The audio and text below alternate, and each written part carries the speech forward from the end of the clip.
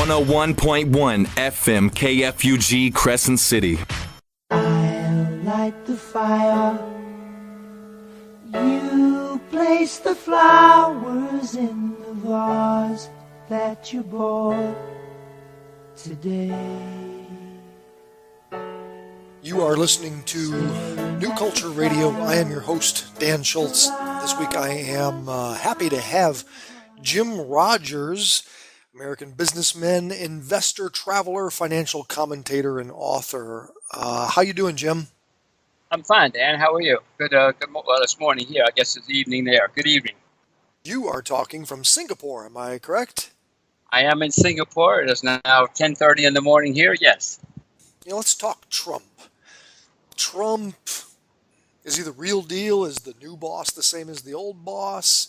Maybe you could rate his first few weeks. Do you think there's going to be any real change? How do you see him?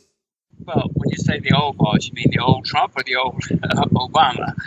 He's certainly different. I hope he's different from the Obama. Obama didn't do much for the United States or for the world, as you know. Yes. Mr. Trump has said he's going to question everything. He's, to use his term, he's going to drain the swamp. And fortunately, a lot of people believed him, including me. I'm afraid so far he hasn't done it. He's been like any other politician, you know. He hasn't done the things he said. He said he was going to put a 45% tariff on China the first day, the same with Mexico. He was going to have trade wars with Japan and Korea. He didn't do any of those things. In fact, he's turned around and said, oh my gosh, the Japanese and the Koreans we love and adore. The things that those things would not be good, by the way, but he promised us he was going to do them. I, for one, I believed him and thought he would do them. Not that I wanted him to. He hasn't done them, so I've missed some opportunities because of that. You know, the one time in my life, Dan, that I believe a politician, he turns out to be like the rest of them.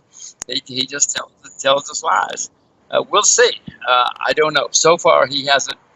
He did attack immigration to some extent, but even that has not been effective, and even that was not very good. So far, the jury's out. He said a lot of things, some of them good things, some of them bad things. So far, he has not done the things he promised us he was do. But that's the same with all politicians, Dan.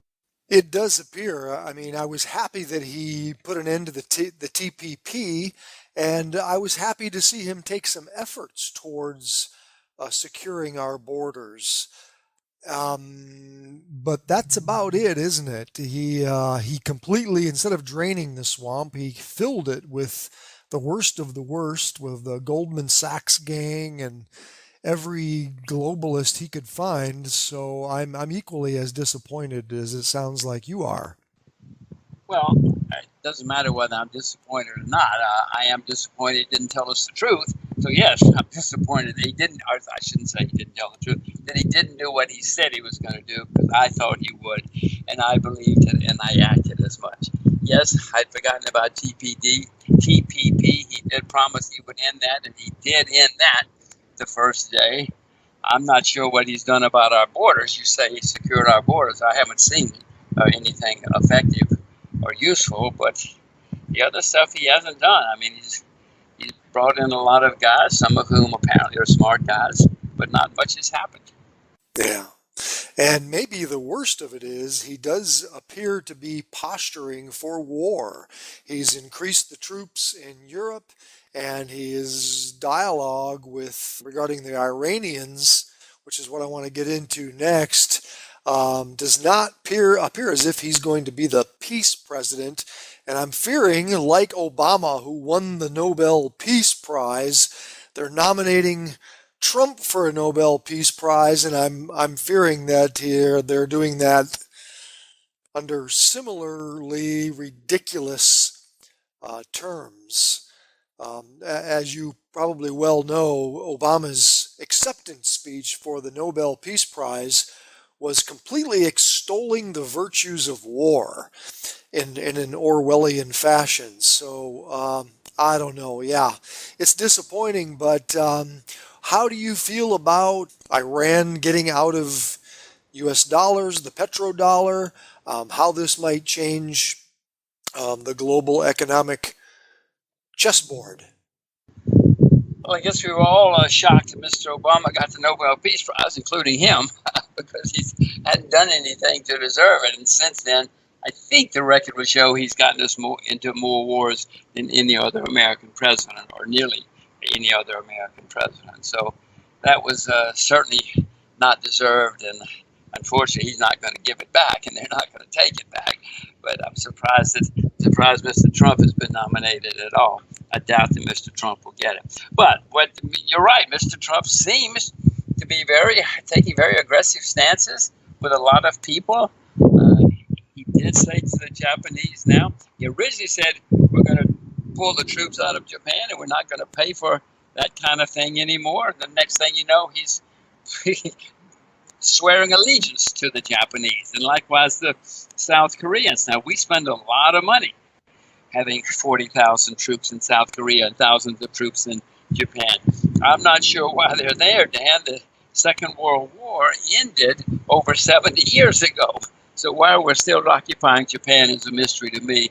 The Korean War ended well over 60 years ago, and why we're still occupying South Korea is beyond me.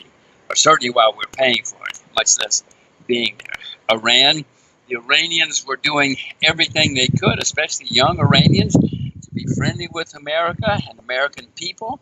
Now all of a sudden he's slapping them in the face again. I don't understand it. I know that most countries out there would like to be friends with us. Most countries don't want to have war with us.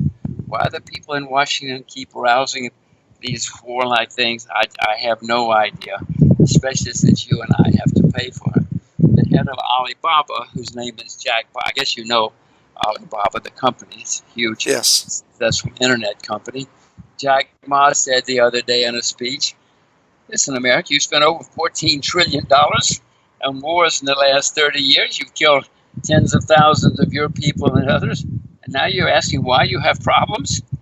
Look at the facts. And he's right. I'm not sure what we've gained, if anything, from all these wars in the past 30 or 40 years, except gigantic debts and a lot of dead young kids.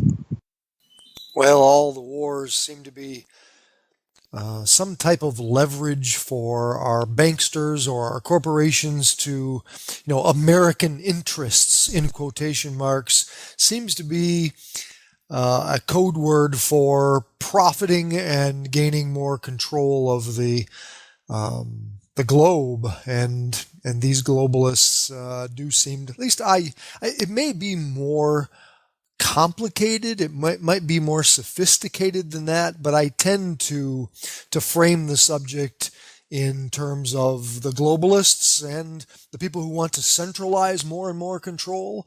And then there are people like me who want to decentralize control. Is that how you look at it, or do you not? I certainly would like to have less control over our lives by anybody, whoever they are. I mean, most bureaucrats in Washington or everywhere else cannot run my life as well as I can run my life, even though I make plenty of mistakes, I assure you. But again, I'm not sure who keeps pulling off these wars. I know they come from Washington, but I don't see that any of them have done either you or me, of any of your listeners, any good. We've been in Afghanistan longer than any war in American history.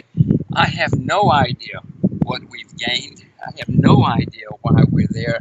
I have no idea where the money's gone. And I can go on and on with other examples too. If you can name one war in the past 30 or 40 years that's been good for you and me, please do so. But I don't know about it. Well, in Afghanistan, you can ask some of the troops that come back from there. We sure do seem to be guarding poppy fields, and so heroin trafficking can't be too far away from that conversation if you really get behind the scenes. I don't know, oil and petroleum resources and pipelines can't be too far from the answer to that question either. I wonder, I just listened to a great podcast from the Corbett Report that talked about in this new American globalist directive that we go around invading and occupying countries under the guise of this responsibility to protect, and It just seems to be more of the same, profit and control. And you wonder why the world hates the United States. And We have troops in over 100 countries, which is costing us a lot of money. And mainly, from what I can gather, they're making enemies rather than friends. I mean, if a lot of countries had troops stationed in the United States, I'm sure that most of us would say, wait a minute, who are these guys? What are they doing here? They're not here for my benefit. yeah. I'm afraid that's happening to us all over the world. Well, with this petrodollar, Jim, where do you seeing it going? Is the petrodollar doomed? Are people going to follow the lead of the Iranians and the Russians? How do you see it playing out? Well, the U.S. dollar has been, is, and has been the world's reserve currency and medium of exchange for at least 70 years now. That is beginning to cause problems for many people, and it's beginning to cause problems for us. In fact, we are now the largest debtor nation in the history of the world, and every country that's gotten itself into this kind of position in history has had problems, has had decline, crisis, semi-crisis, etc. It has given us, the U.S., or at least Washington, D.C., a large amount of control over the world. But now people are starting to say, wait a minute, we don't like this at all, and besides, your situation is deteriorating, so we got to do something else. So some countries, China, Russia, well, there are several countries, there are dozens of countries, in fact, that have signed up to say we have to find an alternative to the U.S. dollar. It hasn't happened yet, but they're all working on it. They're starting up a new bank, international bank, which will make it so that people can use other currencies besides the U.S. dollar. That's going to make Washington have less control over the world. Now, as far as I'm concerned, the world needs something to compete with the U.S. dollar. Any situation where you have a monopoly is usually not good, in the end. So we need something to compete with the U.S. dollar. And it's starting to happen, Dan. It's going to mean that Washington will have less control eventually. It will mean that they cannot print staggering amounts of money to do what they please. Now, I'm not in favor of printing money, so I'm delighted to see that the U.S. will have to stop printing money. But it does mean we're going to have less control, which might be good in the end. If Jack Ma is right about his numbers and the staggering amounts of money we have spent on useless wars, be better off if we didn't have all these useless wars. Well, what I fear in the case of Iran is if you look at the template in our relatively immediate history, when Libya and Iraq sought to sell oil in something other than the dollar, in the case of the Iraqis it was the euro, in the case of Muammar Gaddafi it was the gold-backed dinar, it meant that we destroyed their country. And with Russia backing Iran and not backing down, it appears, maybe the consequences and our reaction and other people's reaction to that reaction doesn't fare so well for their population or ours. Well, except for the fact that the Iranians, as you pointed out, the Russians have said, wait a minute, you're not gonna attack Iran. And the Chinese have said, you're not gonna attack Iran. So, oh my gosh, if we attack Iran and the Chinese and the Russians support them, I don't know where I want to be, but I certainly don't want to be close to anybody at that point. Yeah, Singapore is probably a pretty good place. Well, Singapore is a wonderful place to be for many reasons, but Dan, the most important port in the world is in Singapore. And if you get out a map and look, you'll understand why. It's the second largest port in the world right now. But everything that happens in Asia has to go through Singapore. So it's not, if there's war, you don't want to be in the most strategic port in the world because everybody will want that port. So, yes, Singapore is great in many ways. I sure hope there's not a war, though, because everybody needs and wants that port. Why does everything go through Singapore in Asia? Get out a map and you'll see. It's on the way to everywhere, and it's on the way back. It's just geographically advantageous. Yeah. Yes. It's geography. It has nothing to do with whether the Singaporeans are smart or dumb, strong or weak. It just happens to be that this port is right where everything has to go, and it's a fabulous port. It's deep. It's all the things that you would want if you were designing a port. Nature gave Singapore everything you need in a great port, including the location. How do you feel about Bitcoin and gold these days, Jim? Bitcoin seems to be gaining strength. They're both decentralized value that maybe not completely beyond the control of governments. They can certainly take actions and do take actions against both, but they seem to be a wild card in this whole game. How do you see the two? Well, I own some gold. I haven't bought gold in a long time, any substantial gold, but I own it, and I'm waiting for opportunities to buy more. If it goes down, I hope I'm smart enough to buy a lot more gold, because before this is over, gold is going to go up a whole lot, and in fact, gold may even turn into a bubble. It will certainly get overpriced. The world, as we were discussing before, the world has a huge problem with money and currency. And so the world is looking for solutions. And the computer has changed and is changing everything we know. So I suspect that the money problems, the currency problems will be resolved or changed or solved by the computer. Whether it will be Bitcoin or not, I don't know. Usually the person who's first in something doesn't wind up being the great success or the great leader. It's IBM did not invent the computers, but everybody associates computers with IBM and with the great success. The people who were early in computers you never heard of because they disappeared. IBM survived. And I'm afraid that's the way it's going to be with money, too. That's the way it is with both these things. The problem, Dan, is all governments want money to be centralized and on the computer, because then they can control everything. As you know, many countries are already abolishing or reducing the amount of cash that people can use. In India now, you cannot buy anything with over $4,000 or $5,000 in cash. In France, no more than 1,000 euros in cash. Some states in the U.S. the same way. So governments love the fact that they can centralize and control the use of cash and the money, but then they know everything we do. And eventually it's going to be on the computer. If you buy a cup of coffee, they will know where you bought it, how many cups you drink a day, etc., etc. And they love that. I, of course, don't love that because I don't want anybody controlling my life except me, but governments love it.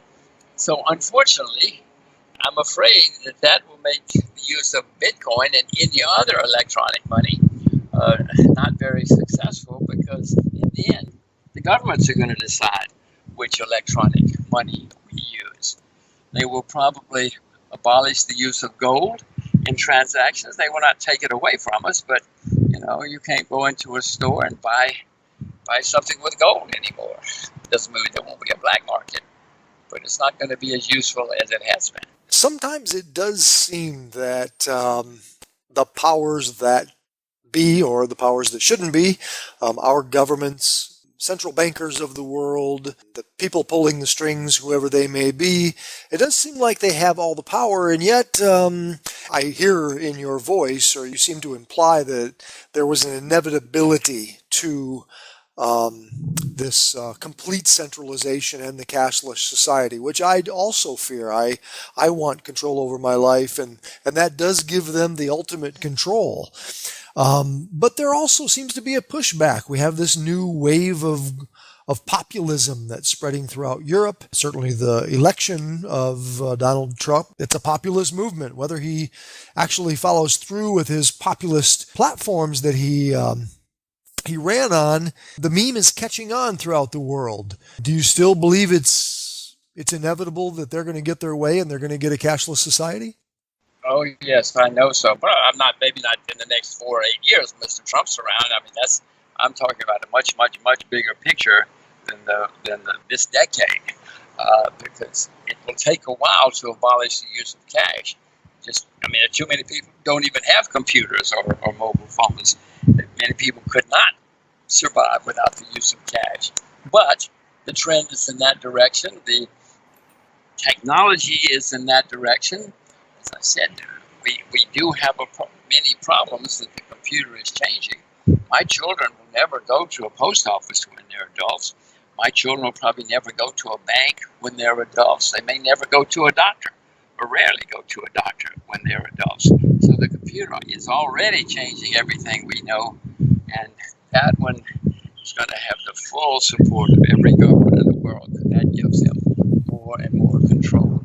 And all governments, the nature of the beast is they like as much control as they can have. Isn't that the truth? But that's why we don't work for the government. Yep. What do you do, Jim? And I'm asking you that literally. Do you have a message for the people? Because the average person listening to this probably doesn't want a cashless society. The average person also wants control over his life, and whether he fully understands this subject or not, I think the average person also wants an answer to the question, what do you do? Do you have advice for him? Well, always throughout history, when governments have too much control, whether the Soviet, it doesn't matter which country throughout history, usually people do react and find ways to get around the government controls. Now, it comes at an expensive price sometimes. There are many people who in the Soviet Union who were dead or in jail or everything else because they resisted. But eventually, of course, the Soviet Union fell because it was an absurd concept and badly executed. I don't know. The only thing I can think of is, yes, eventually we will all use some gold and silver. It'll be black market. We'll use something. Gold and silver historically has been the thing that was used even in the Soviet Union. People found ways to use gold and silver. Not much. But historically, that is the thing that people can use and do. But it will be on the black market because then they will make it illegal for you and me to go into a shop and use gold. It'll only be you and I. It'll be on the black market. But black markets have existed throughout history. And by the way, black markets usually mean that the people, the pushback, as you put it, are reacting and saying, hey, there's something wrong. We got to find a way around these absurd controls and absurd regulations. And that's how black markets develop. I happen to think black markets are good. They're honest markets. They're people reacting against governments who've taken too much control and too much power. That's not the conventional wisdom of black markets because all governments say black markets are bad. Yeah. Well, what they're really saying is black markets are doing something against us, and that's why they think they're bad. Especially in light of that there really aren't markets much anymore, that most everything is rigged. Gold is rigged, LIBOR is rigged, Forex is rigged, silver is rigged, even stocks and bonds are rigged. I mean, with high-frequency trading and these computers that you speak of, some people argue that they aren't actually markets, that it's controlled on a level that has never been seen before in history. But do you put silver in a different category, Jim, because it is an industrial metal and it has other uses besides the store of value as a currency, so to speak? Right now, silver seems to be, the price of silver seems to be suppressed to a point where it's actually below the price of production. Do you see silver taking a different path? The fact that silver is an industrial metal does make it less easy for governments to control it because too many people need it for industrial uses, and gold and silver frequently do move more or less together, but there have been many times in history when they've gone separate ways. So if I had to buy one today, I would prefer to buy silver rather than gold. I own both of them, and expect to buy more somewhere down the road. But yes, we'll use both. Silver throughout history has been used more than gold as money, as currency, partly because there's so much more of it, and it's we've been in many other countries where they didn't have gold. In the U.S., we started off using silver right after the Revolution. So silver has a great future. It will probably be more useful than gold in the future for many reasons, including the fact that it's harder for governments to control it because they'll have to close down too many things if industry cannot use silver. I own both. And speaking of a message, Jim, I'm curious about something. You don't seem to me to be a man who is selling something.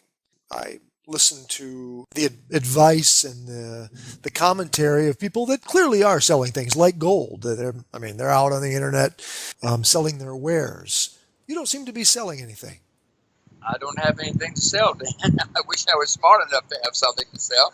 No, I'm a simple person. I don't have anything. You find something for me to sell, I'll try to sell it. I doubt if I'd be very good at it, but I'll try. So I'm asking you, why are you doing this? Why do you take the time to commentate and to give advice and to talk to the world through this medium? Well, mainly, Dan, because when I was young and when I started out, there were people who helped me, who would talk to me, who would answer my questions, even though I was just, young and ambitious and trying to learn. And there were many, many, many people. I used to think, well, why is this guy talking to me? Why is he answering my questions? But they did. Many of them did. Of course, there were people who ignored me and wouldn't talk to me. But I remember many, many people who sat and talked to me and answered my questions. And I don't know if anybody gets anything out of what I'm saying, but if nothing else, if I talk and it raises questions in people's minds, I'm happy to help, because many people helped me in the past. Well, I appreciate you taking the time. Do you have for the average American, not necessarily the investor? I know you're an investor, and certainly people tune in to listen to what you have to say in the investing world. For the average American, or for that matter, the average person who lives in Singapore, do you have advice for them right now to prepare? And what would that advice be? Well, my advice is, first of all, don't do anything that you yourself don't understand, which leads to, please become knowledgeable, figure out and understand what's going on in the world, because then we're going to have some very complicated and difficult times in the next few years. So I urge everybody to learn as much as they can to become knowledgeable about what's happening. And once they become knowledgeable, they're going to get worried. I assure you they're going to be worried. And once they become worried, I hope they will figure out ways to protect themselves or courses of action to take. Don't listen to me. Don't do what I'm doing unless you yourself know a lot about it, unless you yourself understand it and agree. One of the worst things people can do is just follow blind advice they see on TV or the internet or the newspaper. Then something happens and they don't know why they did it in the first place, and they wind up losing money. So please become knowledgeable. Then you will be worried, and then you'll figure out what to do. And I'm not asking for a prediction or timing, but do you feel these tough times are imminent? Do you think we have much longer? No, it's certainly going to happen. Since you mentioned Mr. Trump, it's going to happen in Mr. Trump's time in office, in his first term. No, it's coming. It's happening now. Japan's already in recession. Many parts of the world are in recession now. There's staggering amounts of money which has been printed everywhere. Then in 2008, the world had a problem because of too much debt. The debt now is much, much, much higher than it was in 2008 and 2009. Debt everywhere has gone through the roof. Money printing is like we've never seen in history has taken place. No, it's happening. It's starting now. You don't see it on the television and the internet at the moment, but you're going to. Thank you, Jim Rogers, for taking the time to share your thoughts and your experience and your insights and being on New Culture Radio. My pleasure, Dan. Let's do it again sometime. Thank you. Today.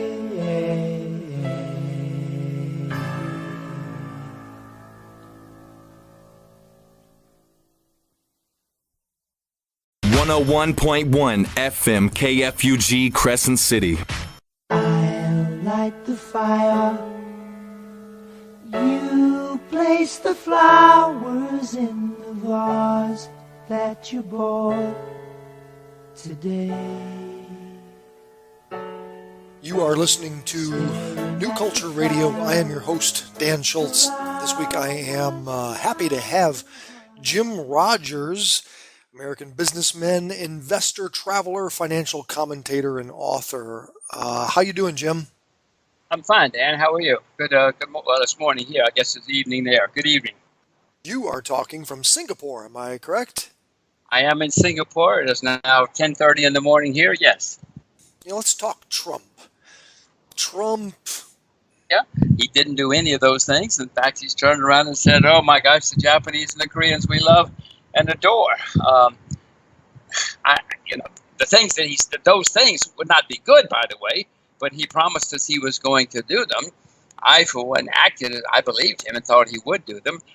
Not that I wanted him to. He hasn't done them, so I've missed some opportunities because of that. The one time in my life, Dan, that I believe a politician, he turns out to be like the rest of them. He just tells us lies. We'll see. I don't know. So far, he hasn't. He did attack immigration to some extent, but even that has not been effective, and even that was not very good. So far, the jury's out. He said a lot of things, some of them good things, some of them bad things. So far, he has not done. Is he the real deal? Is the new boss the same as the old boss? Maybe you could rate his first few weeks. Do you think there's going to be any real change? How do you see him? Well, when you say the old boss, you mean the old Trump or the old Obama? He's certainly different. I hope he's different from the Obama. Obama didn't do much for the United States or for the world, as you know. Yes. Mr. Trump has said he's going to question everything. He's, to use his term, he's going to drain the swamp. And fortunately, a lot of people believed him, including me. I'm afraid so far he hasn't done it. He's been like any other politician, He hasn't done the things he said. He said he was going to put a 45% tariff on China the first day, the same with Mexico. He was going to have trade wars with Japan and Korea. Yes, I'd forgotten about TPP. He did promise he would end that, and he did end that the first day. I'm not sure what he's done about our borders. You say he secured our borders. I haven't seen anything effective or useful, but the other stuff he hasn't done. I mean, he's brought in a lot of guys, some of whom apparently are smart guys, but not much has happened. Yeah. And maybe the worst of it is he does appear to be posturing for war. He's increased the troops in Europe, and his dialogue regarding the Iranians, which is what I want to get into next, does not appear as if he's going to be the peace president. And I'm fearing, like Obama, who won the Nobel Peace Prize, they're nominating the things he promised us he was due. But that's the same with all politicians, Dan. It does appear. I mean, I was happy that he put an end to the TPP, and I was happy to see him take some efforts towards securing our borders. But that's about it, isn't it? He completely, instead of draining the swamp, he filled it with the worst of the worst, with the Goldman Sachs gang and every globalist he could find. So I'm equally as disappointed as it sounds like you are. Well, it doesn't matter whether I'm disappointed or not. I am disappointed he didn't tell us the truth. So yes, I'm disappointed that he didn't, or I shouldn't say he didn't tell the truth, that he didn't do what he said he was going to do, because I thought he would, and I believed it, and I acted as much.